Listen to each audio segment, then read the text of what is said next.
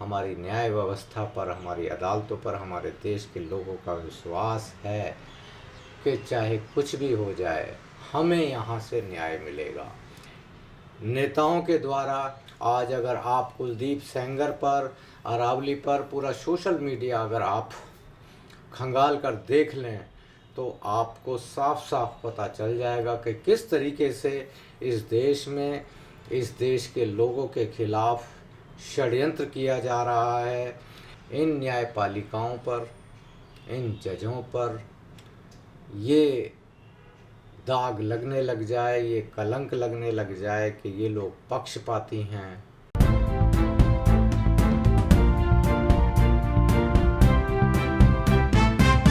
दोस्तों, town hall times में आप सभी का एक बार फिर से बहुत बहुत स्वागत है। और आज मैं आपके सामने देश के दो बहुत ही ज्वलंत मुद्दे मैं लेकर आया हूं। उसमें से सबसे पहला है अरावली पर सुप्रीम कोर्ट का फैसला और उन्नाव रेप केस में कुलदीप सेंगर को जमानत मिल जाना। तो ये जो दो बड़े फैसले हैं, इसकी वजह से पूरे देश में, पूरे देश के युवाओं में, पूरे देश के लोगों में, बुद्धिजीवियों में, लेखकों में, आम आदमी में एक बहुत बड़ा आक्रोश फैल गया है। और उसका कारण सिर्फ यही है कि अब लोगों में ये बात आ गई है, वो ये सोच रहे हैं कि जो हमारी देश की अदालतें हैं वो कुछ पक्षपाती फैसले कर रही हैं, वो पूंजीपतियों के हक में फैसला कर रही हैं, वो इन नेताओं की या सत्ताधारी पॉलिटिकल जो पार्टी है उसके हक में फैसला कर रहे हैं। वो खुद अपना दिमाग नहीं चला रहे हैं, वो किसी के कहने से फैसला कर रहे हैं या दबाव डालने से फैसला कर रहे हैं। दोस्तों, किसी भी देश में जब इस तरह की भावना और इस तरह का अपने देश की संवैधानिक व्यवस्थाओं के प्रति जब अविश्वास डेवलप हो जाता है तो आप ये समझ लीजिए कि उस देश का सबसे बड़ा दुर्भाग्य का समय शुरू हो चुका है। और ये मैं इसलिए कह रहा हूँ कि ये बात सिर्फ एक दो लोगों की बात नहीं है, बल्कि ये लाखों करोड़ों लोगों की बातें हैं।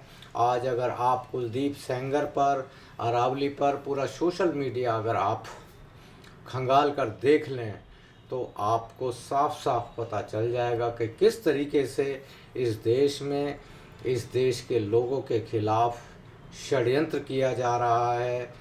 यानी जिन्हें हम समझते हैं कि ये लोग हमारी हकों की बात करेंगे, हमारे रहनुमा हैं, हमारे हक में बोलेंगे, वो लोग दरअसल हमारे खिलाफ षड्यंत्र रच रहे हैं। और हमारी न्यायपालिकाएं जिनसे हमें ये उम्मीद है, दोस्तों, आज भी इस देश के अंदर हमारी न्यायपालिका की इतनी इज्जत है, इतनी इज्जत है कि चाहे कोई भी कितना बड़ा गुंडा, बदमाश, जितना मर्जी पावरफुल व्यक्ति हो, और उसको एक सड़क पर चाय बनाने वाला, भीख मांगने वाला भी चैलेंज कर देता है कि आजा, तुझे तो मैं कोर्ट में देखूंगा। ये बात कितनी बड़ी है कि वो ये कहता है, जो व्यक्ति अपने आप को देश का, समाज का सबसे बड़ा ताकतवर व्यक्ति समझता है, और वो सड़क का आदमी उसको कह देता है कि आजा, तुझे तो मैं कोर्ट में देखूंगा। वो इसलिए कहता है कि हमारे देश में, हमारी न्याय व्यवस्था पर, हमारी अदालतों पर हमारे देश के लोगों का विश्वास है कि चाहे कुछ भी हो जाए, हमें यहाँ से न्याय मिलेगा, ये लोग हमारी रक्षा करेंगे। लेकिन जब इन न्यायपालिकाओं पर, इन जजों पर ये दाग लगने लग जाए, ये कलंक लगने लग जाए कि ये लोग पक्षपाती हैं या कोई और कारण से ये दबाव में आकर फैसले देते हैं, तो ये वाकई सच में बहुत दुर्भाग्य की बात है। हालांकि ये जो चीज़ें हैं, मैं सिलसिलेवार चलता हूँ कि आखिर ये जो वजह है ये आखिर कैसे हमारे सामने आती चली गई है। हालांकि इससे पहले भी बहुत सारे फैसले ऐसे हुए हैं, लेकिन सुप्रीम कोर्ट में जब से बाबरी मस्जिद और राम मंदिर का फैसला आया था, उसके बाद से देश में एक फुसफुसाहट, एक सरसराहट लोगों के बीच में शुरू हो गई कि ये जो फैसला है तथ्यों के आधार पर नहीं आया है। और इसके बाद में खुद जो जस्टिस थे चंद्रचूड़, उन्होंने ये कहा कि उनको भगवान राम ने आदेश दिया, इसलिए उन्होंने ये फैसला किया। हमने ये फैसला आस्था के आधार पर किया है। ये अपने आप में दुर्भाग्यपूर्ण बात थी कि आप आस्था के आधार पर कैसे फैसला दे सकते हैं। आप तो जज हैं साहब, आपके पास में लोग न्याय की उम्मीद लेकर आते हैं। आप कुछ लोगों की आस्था को देखते हैं तो कुछ लोगों की आस्थाओं को आपने क्यों नहीं देखा। खैर, ये शुरुआत थी और इसके बाद से जो और भी जजेस आए, उनके कुछ फैसलों से देश में एक बहुत अफरा तफरी का माहौल हो गया। अभी मैं आपको याद दिलाना चाहता हूं कि पिछले दिनों chief justice of India BR Gavai पर एक वकील ने, हालांकि उसके बारे में कहा जाता है कि वो RSS या BJP या राइट विंग का आदमी है और वो प्रैक्टिसिंग लॉयर भी नहीं है, और शायद उसने इसी काम के लिए वो वकील का चोगा पहनकर वहाँ पर गया था। उसने CJI पर जूता उछाल दिया। ये जूता उछालना दरअसल CJI पर उनकी किसी टिप्पणी को लेकर, ये सिर्फ मात्र एक जूता CJI पर नहीं था, बल्कि इस देश की संवैधानिक व्यवस्था पर था, इस देश के लोकतंत्र पर था, इस देश के संविधान पर था, और इस देश के सबसे बड़ी बात इंस्टीट्यूशन पर था कि ये जो सुप्रीम कोर्ट है, क्या वाकई हम इस पर इतनी निष्पक्षता के साथ, इतने विश्वास के साथ यहाँ पर हम आ सकते हैं। और इसके बाद अब जो देश में जो माहौल बन गया है, अब बहुत ही बुरा माहौल बन गया है। हाल ही में फैसला आया अरावली पर्वत को लेकर। अरावली माउंटेन रेंज 4 राज्यों में फैली हुई है। दुनिया की सबसे लंबी, सबसे ओल्डेस्ट माउंटेन रेंज है। और जो इन्वायरमेंटलिस्ट हैं, जो पर्यावरणविद हैं, वो ये कहते हैं कि अगर ये माउंटेन रेंज नहीं होगी तो पूरा का पूरा उत्तर भारत, जिसमें दिल्ली, UP, उत्तराखंड, पंजाब, हरियाणा, सभी जो राज्य हैं, ये केवल और केवल धूल से भर जाएंगे। यहाँ पर जो थार से आने वाली जो गर्म हवाएं हैं, धूल भरी आंधियाँ हैं, सिर्फ वो चलेंगी।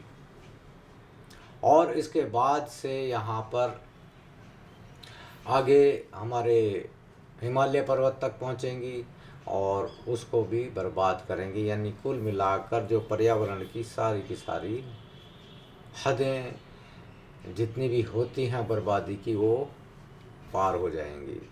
लेकिन सुप्रीम कोर्ट ऑफ इंडिया ने उसमें ये कहा कि जो 100 मीटर से कम रेंज की जितनी भी पहाड़ियाँ होंगी, उनको नहीं काटा जाएगा। एक पहाड़ी से 500 मीटर के अंदर की रेंज को भी नहीं काटा जाएगा। कुछ इस तरह की बातें, और उसको डिफ़ाइन करने के लिए बोला गया है कि पहले वहाँ से आप सरकार से, एक संस्था से, सरकारी संस्था से इसको आप परिभाषित करवा लें और इसको जांच लें। लेकिन जाहिर सी बात है, कोई भी सरकारी संस्था या प्राइवेट संस्था भी अगर ऐसा कोई करेगी तो उसको पैसे वैसे खिला दिए जाएंगे, उन पर दबाव डाला जाएगा और वो वही रिपोर्ट देगी जो सरकार चाहेगी। क्योंकि जब फैसला सरकार के हक में आ रहा है तो वो संस्था की क्या औकात है। जब सुप्रीम कोर्ट अगर इस तरह का फैसला देता है। तो इसमें कुल मिलाकर और हमारा मीडिया जो पहले जो दिल्ली में प्रदूषण का जो कारण होता था वो केजरीवाल सरकार को मानते थे। वो ये मानते थे कि भाई अगर अरावली पर्वत ना हो तो यहाँ पर बहुत बुरा हाल हो जाएगा। और आज वही पत्रकार, राष्ट्रवादी पत्रकार, देशभक्त पत्रकार, जिसको हम आजकल गोदी मीडिया के भी नाम से जानते हैं, वही पत्रकार कह रहे हैं कि दिल्ली में जो प्रदूषण हो रहा है वो अरावली पर्वत की वजह से हो रहा है।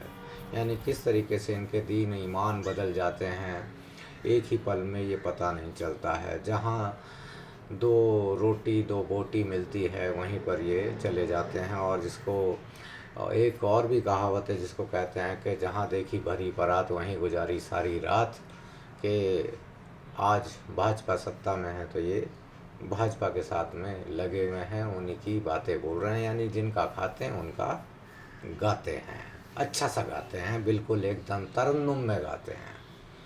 इसके बाद में दोस्तों एक और बड़ा फैसला इसी के साथ साथ में आ गया कि जैसा कि आपको याद होगा उन्नाव रेप केस में एक नाबालिग लड़की का रेप हुआ था, जिसमें वहाँ का एक जातिवादी बाहुबली नेता था, जिसके ऊपर जो उत्तर प्रदेश सरकार है वो एफआईआर तक भी नहीं लिख रही थी। इसके बाद में सुप्रीम कोर्ट के कहने से एफआईआर लिखी गई, उसको पकड़ा गया, ट्रायल कोर्ट ने उसको लाइफ इम्प्रिजनमेंट की सज़ा दे दी। और लाइफ इम्प्रिजनमेंट के बाद में इस केस को भी दिल्ली ही शिफ्ट कर लिया गया। और हाल ही में उसको दिल्ली से 7-7.5 साल बाद में उसको जमानत दे दी गई है। केस में जो पॉक्सो एक्ट था उसमें जमानत दे दी गई है। हालांकि ये जो व्यक्ति है और भी बहुत सारे मामले हैं, ये अभी तक जेल में ही है, लेकिन जो सबसे बड़ा मुकदमा था तो वो उसमें ही उसको जमानत मिल गई है। तो जाहिर है कि वो आगे आ ही जाएगा। अदालत ने जमानत देते वक्त में ये बहुत सारी शर्तें भी लगा दी हैं। इस शर्तों में ये कहा है कि जो ये व्यक्ति है, पीड़ित व्यक्ति के जहाँ पर घर है 5 किलोमीटर तक की रेंज में नहीं जाएगा। सोचने वाली बात है कि यही अदालतें हैं अभी जब आम आदमी पार्टी के नेता संजय सिंह, सत्येंद्र जैन, खुद केजरीवाल, इन लोगों को काफ़ी लंबे समय तक अदालतें जमानत नहीं दे रही थी। वो इसलिए नहीं दे रही थी कि ये लोग बाहर जाकर गवाहों को प्रभावित करेंगे, सबूतों के साथ में छेड़छाड़ करेंगे, जबकि ये लोग, इनका कोई क्रिमिनल रिकॉर्ड भी नहीं है और ये एक तरीके से पदासीन मुख्यमंत्री, स्वास्थ्य मंत्री आदि थे। लेकिन उनके लिए तर्क अदालतों का ये था और सरकार ने भी यही कहा कि ये प्रभावित करेंगे। लेकिन जो व्यक्ति रजिस्टर्ड गुंडा है उस पर इनको कोई आपत्ति नहीं है। और दोस्तों यही कारण हुआ कि सोशल मीडिया पर आजकल जो 2 चेहरे जिनकी बहुत ज़्यादा प्रदर्शना हो रही है सोशल मीडिया पर, हाई कोर्ट के, जिन्होंने कुलदीप सेंगर को जमानत दी है, जिसमें एक जस्टिस वी प्रसाद है और एक दूसरे जज हैं। इन्होंने जो पॉक्सो एक्ट की जो धाराएं हैं उनके हवाले से इनको जमानत दी है कि पब्लिक सर्वेंट को सही ढंग से डिफाइन नहीं किया गया है, इसलिए ये पब्लिक सर्वेंट नहीं था, तो इसको 7 साल की सज़ा बनती है।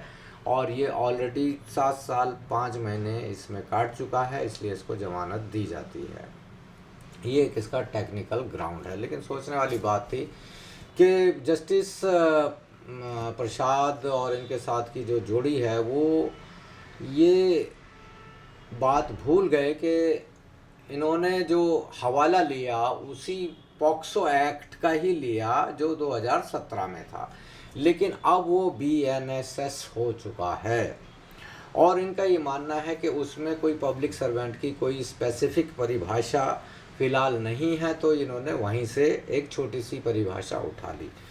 सवाल ये नहीं है कि जी इन्होंने परिभाषा कहाँ से उठा ली। सवाल ये है कि जो व्यक्ति क्रिमिनल है, जिसकी वजह से इस लड़की का पूरा परिवार तहस नहस हो गया, इसमें बहुत सारे लोग मारे गए, तो ऐसे व्यक्ति को जमानत देने से पहले कई बार सोचना चाहिए जो हमारी अदालतों को कि ये कैसे इनको जमानत दी जा सकती है, चाहे वो किसी एक्ट के प्रावधान में आती है या नहीं आती है। और अगर वो नहीं भी आ रही थी, उनको कोई नहीं मिल रही थी डेफिनेशन, तो बीइंग द लर्नड जज ऑफ दिल्ली हाई कोर्ट, मतलब कि most prestigious high court of India, the Delhi high court, तो they should have philosophise the circumstances कि किस तरीके से, अगर नहीं है तो इसका मतलब ये नहीं है कि आपको हम एक्सोनरेटेड कर देंगे, हम आपको एक रिडेम्पशन दे देंगे, आपको पाप मुक्त कर दिया जाएगा, क्योंकि यहाँ पर सर्कमस्टेंसेस वैसे ही हैं।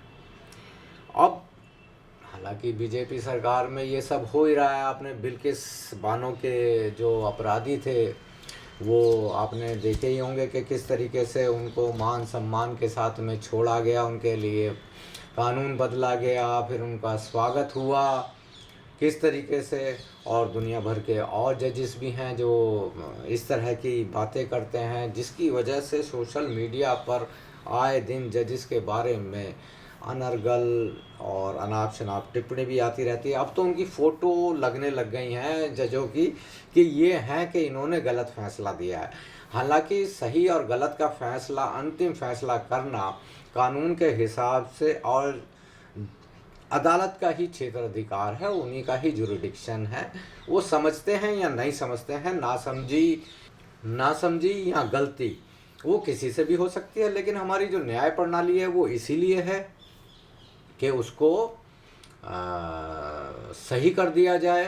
अगर लोअर कोर्ट से कोई गलती हो गई है कोई बात नहीं, तो उसको हाई कोर्ट देखता है कि हाई कोर्ट उसको सुधारता है, और अगर हाई कोर्ट से भी कुछ गलती हो गई है तो उसको सुप्रीम कोर्ट सुधारता है। और हमेशा ये लोग प्रैक्टिस में ही रहते हैं, सीखते रहते हैं, और हमेशा प्रैक्टिस का मतलब ये है कि ये हमेशा पढ़ते रहते हैं। तो जो इंटेलेक्चुअल हैं, पढ़ने वाले हैं, जो लर्नर्स हैं, उनसे कोई भी गलती होना बड़ा स्वाभाविक है। लेकिन सवाल मेरा यहाँ पर ये नहीं था, सवाल ये था कि लगातार इस तरह की बहुत सारी जो बातें हो रही हैं जजेस के बारे में और अदालतों के बारे में, ये हमारे लिए कोई शुभ संकेत नहीं है। ये हमारे लोकतंत्र के लिए, हमारे संविधान के लिए, हमारे देश की व्यवस्था के लिए, हमारे देश के लोगों के लिए एक बहुत बड़े खतरे की घंटी है।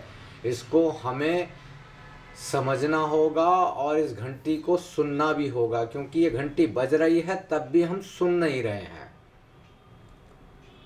ये घंटी बहुत ज़ोर ज़ोर से बज रही है कि ये हमारे लोकतंत्र को बहुत बड़ा खतरा पैदा किया जा रहा है। और ऐसा भी नहीं है कि देश की जनता या ऐसे बहुत सारे कम पढ़े लिखे लोग या भावनाओं में बहे हुए लोग, आक्रोशित लोग जो बोल रहे हैं वो सारा का सारा सही है। लेकिन इस सही और गलत को परिभाषित करना, परिमाणित करना, प्रमाणित करना, ये काम संविधान की इज्जत को बनाकर रखना, कोर्ट की इज्जत को बनाकर रखना, अपने प्रोफेशन की इज्जत को बनाए रखना, ये काम केवल और केवल अदालतों का ही है। इसमें आम आदमी को सिर्फ और सिर्फ ये अदालतें निर्देशित कर सकती हैं। हालांकि मैं ये जानता हूँ कि ऐसी बहुत सारे मतलब कि कानूनी पेचीदगियाँ हैं जिनके तहत ये जो पोस्ट चल रही हैं सोशल मीडिया पर, इनके खिलाफ कार्रवाई हो सकती है। लेकिन मैं फिर भी यही कहूँगा कि अदालतों के मान सम्मान की रक्षा करना और उनका मान सम्मान करना दो अलग अलग बातें हैं। हम मान सम्मान करते हैं और अदालतों के मान सम्मान की रक्षा करना केवल और केवल अदालतों के हाथ में ही है, जजों के हाथ में ही है। इसलिए मेरी सभी से ये अपील है कि आप कोई भी अनर्गल बात, कोई भी अनाप शनाप बात या कोई भी असंवैधानिक बात अदालतों के बारे में, जजों के बारे में ना कहें। और बाकी तो हमारे जजेस हैं, अदालतें हैं, बहुत लर्नड हैं, हमसे बहुत ज़्यादा पढ़े लिखे, संविधान के जानकार, कानून के जानकार हैं। हम उनसे कोई ऐसी उम्मीद नहीं करते कि देश का एक आम आदमी कोई उंगली उठाए उनके ऊपर। तो हम नहीं चाहेंगे कि ऐसा उनके ऊपर किसी भी तरह की कोई भी उंगली उठे, कोई भी उनसे सवाल करे, वो भी उनके न्यायिक चरित्र के बारे में। कम से कम इतना तो होना ही चाहिए कि उनके न्यायिक चरित्र के बारे में कोई सवाल नहीं उठना चाहिए। वो अपने आप में परफेक्ट हैं और परफेक्ट रहना भी चाहेंगे। बाकी गलतियां सबसे होती रहती हैं और इसके लिए मैं सभी से एक बार मैं दरख्वास्त करूंगा कि वो इस तरह की चीज़ों से बचें। तो दोस्तों, आपको आज का हमारा टॉपिक कैसा लगा, हमारे जो विचार हैं वो कैसे लगे, आप हमें ये ज़रूर बताइए। और अगर आपको इस तरह के प्रोग्राम अच्छे लगते हैं तो हमें लाइक करें, सब्सक्राइब करें, फॉलो भी करें और हमें बताएं ज़रूर कि इसमें हमसे कहाँ गलती हुई है, क्योंकि आपके द्वारा बताई गई एक गलती हमारे अंदर बहुत बड़ा सुधार ला सकती है। क्योंकि हम देश के गोदी मीडिया की तरह नहीं हैं कि हमने कुछ किसी का कुछ खा लिया और उसका गा लिया। जो है हमारा है वो इस देश का है, इस देश के लिए है और इस देश के लिए रहेगा। धन्यवाद।